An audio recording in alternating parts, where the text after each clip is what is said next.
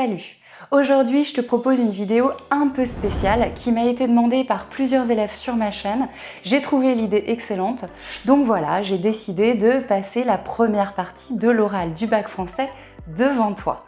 L'occasion évidemment de te montrer à quoi doit ressembler une analyse linéaire de A à Z. Je vais donc te présenter une introduction, un développement et une conclusion qui vont durer environ 10 minutes. Le choix du texte n'est pas très important ici, j'ai d'ailleurs sélectionné un extrait de Candide ou l'optimisme qui ne fait pas partie du programme de première générale, mais sur lequel tu peux tomber éventuellement si tu es en première technologique. On imagine donc que je viens de terminer mon brouillon et que je vais passer directement devant toi.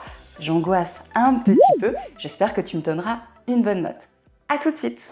Aujourd'hui, je vais vous présenter un extrait de Candide ou l'optimisme écrit par Voltaire. Alors Voltaire, de son vrai nom François-Marie Arouet, est une figure emblématique du siècle des Lumières.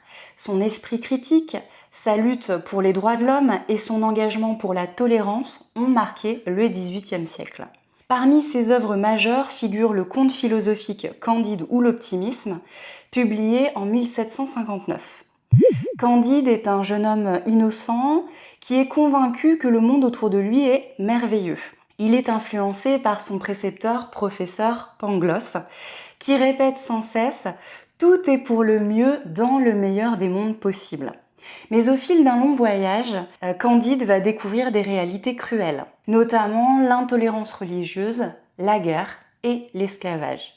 Justement, dans cet extrait du chapitre 19, Candide et Cacambo, son compagnon de voyage, approchent de la ville de Suriname et s'apprêtent à rencontrer un esclave mutilé.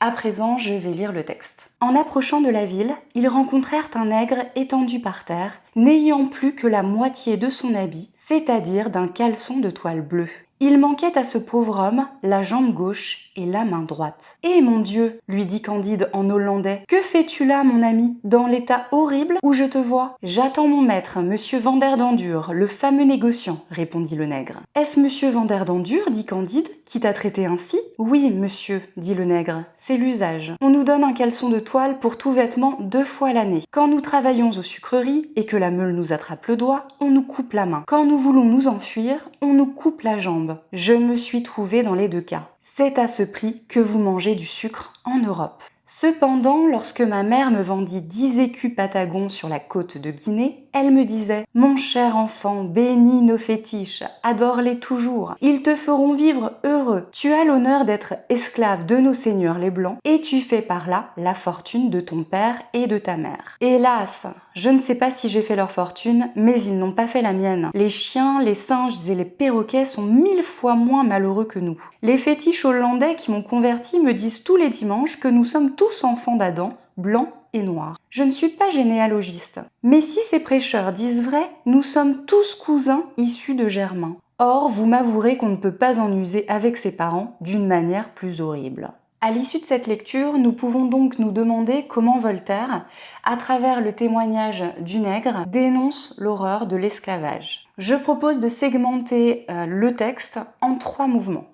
Dans le premier mouvement, allant de la ligne 1 à la ligne 4, Candide et Cacambo rencontrent un esclave mutilé. Dans le deuxième mouvement, de la ligne 4 à la ligne 8, l'esclave décrit avec une certaine résignation les conditions de vie atroces qu'il doit supporter. Enfin, le troisième mouvement, de la ligne 8 à la ligne 14, met en lumière l'absurdité des justifications religieuses. Cet extrait s'ouvre sur une scène frappante, pourtant décrite avec simplicité. Le passé simple, rencontraire à la ligne 1, marque une action et s'accompagne d'un complément d'objet direct surprenant, un nègre étendu par terre. La posture de ce personnage, choquante, est accentuée par la négation restrictive, n'ayant plus que la moitié de son habit qui souligne son état de dénuement. L'imparfait descriptif « il manquait à ce pauvre homme » à la ligne 2 annonce son portrait. Mais c'est un portrait qui est dénué d'émotion, présenté de manière abrupte, à l'aide d'un parallélisme frappant, la jambe gauche et la main droite. Ce procédé stylistique, par sa symétrie, souligne l'horreur de la mutilation, en énonçant froidement les pertes subies. La réaction de Candide est immédiate. Il est ému, sensible à cette situation, comme le suggèrent les interjections « Eh mon Dieu !». Sa compassion, sa sollicitude se manifestent également à travers la phrase interrogative, ligne 3, « Que fais-tu là, mon ami, dans l'état horrible où je te vois ?» Cette question un peu naïve souligne à la fois l'étonnement de Candide face à cette situation et son incompréhension, comme en témoigne l'adjectif péjoratif « horrible ». Le groupe nominal « mon ami » exprime une forme de proximité et de bienveillance à l'égard du nègre. La soumission de l'esclave transparaît clairement dans sa réponse, notamment à travers le verbe « attendre ». « J'attends mon maître ». Ce maître, monsieur Vanderdendure, porte un nom évocateur. Ici, Voltaire joue sur les mots. Le vendeur fait référence à l'idée d'un marchand impitoyable. À la dent dure signifie qu'il s'agit d'un homme intraitable qui n'hésite pas à sacrifier l'humain au profit de l'argent.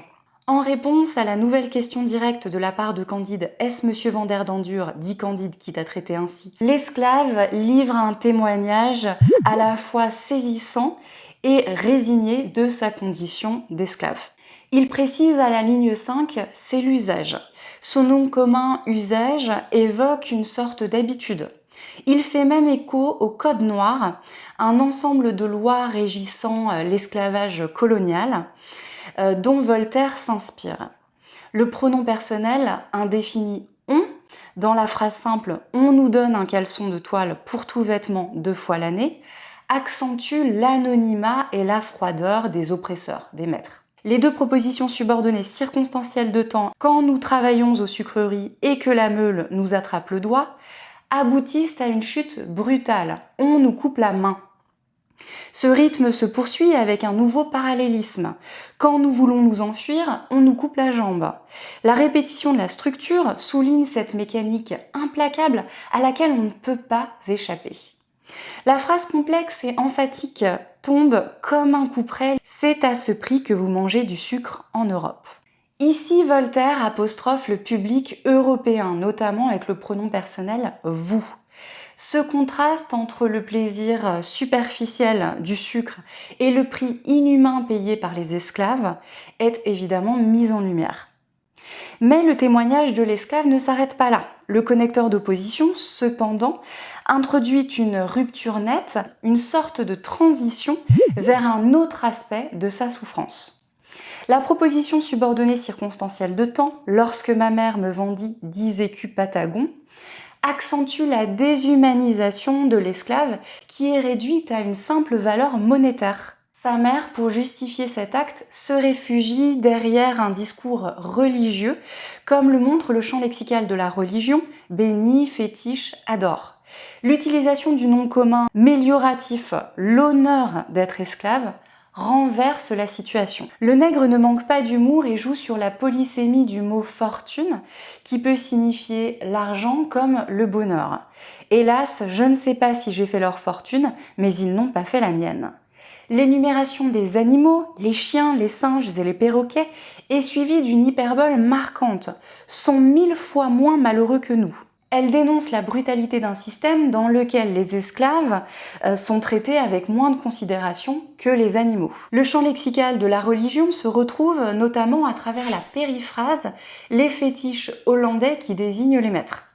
La répétition de « tous »,« tous les dimanches » et « tous enfants d'Adam » accentue l'ironie du nègre. Malgré leur discours d'égalité, les maîtres ne reconnaissent pas l'humanité des esclaves. Enfin, la conjonction de coordination « or », le futur de certitude dans la phrase « or vous m'avouerez qu'on ne peut pas en user avec ses parents d'une manière plus horrible » souligne le paradoxe de la situation et l'hypocrisie des Européens.